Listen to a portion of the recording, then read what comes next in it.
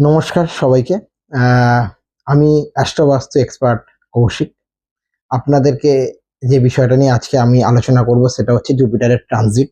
আপনারা জানেন যে জুপিটার, যে দেবগুরু জুপিটার, সেই বৃহস্পতি আমাদের কর্কট রাশিতে প্রবেশ করতে চলেছে আজ, অর্থাৎ 2রা জুন 2026 রাত্রি 12:30 থেকে 1:30টার মধ্যে।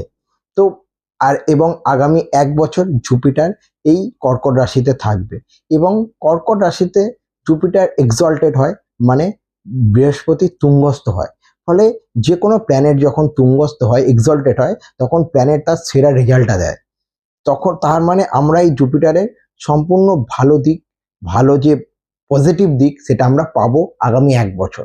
এই 1 বছরে আপনাদের নতুন কর্ম হতে পারে, নতুন চাকরির সুযোগ, নতুন করে আপনার ব্যবসা বাড়তে পারে, আপনার নতুন ফ্ল্যাট, বাড়ি হতে পারে, আপনার বাহন অর্থাৎ গাড়ি গাড়ি কিনতে পারেন আপনি এই 1 বছরের মধ্যে।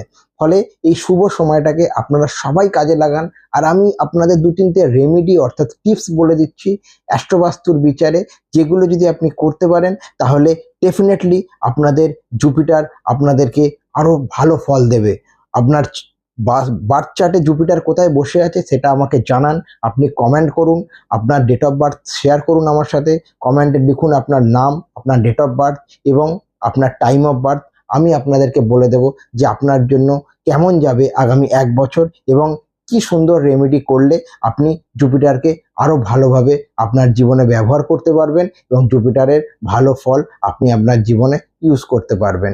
তো আমি যে রেমেডিটার কথা বলবো আজকে, প্রথম রেমেডি হলো আপনার বাড়ির নর্থ ওয়েস্ট জোনে আপনি আপনার গুরুদেবের বা আপনি কোনো দেবতার ফটো লাগান এবং প্রতিদিন সেখানে নমস্কার করুন। বাড়ির প্রত্যেকেই করতে পারেন। এতে করে আপনার জুপিটার খুব স্ট্রেংথ হবে এবং আপনার বাস্তুর ক্ষেত্রেও একটা পজিটিভ এফেক্ট হবে।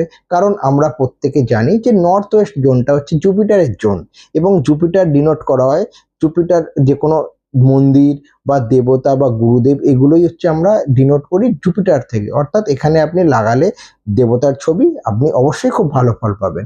দ্বিতীয়ত, আপনারা জানেন জুপিটারের কালার ইয়েলো, তো যতটা সম্ভব ইয়েলো কালার ব্যবহার করুন। দেখুন আমি পরে আছি হলুদ গেঞ্জি, আপনিও ইউজ করতে পারেন, যে কোনো হলুদ জামা কাপড় পরবেন, হালকা হলুদ বেডশিট ইউজ করবেন।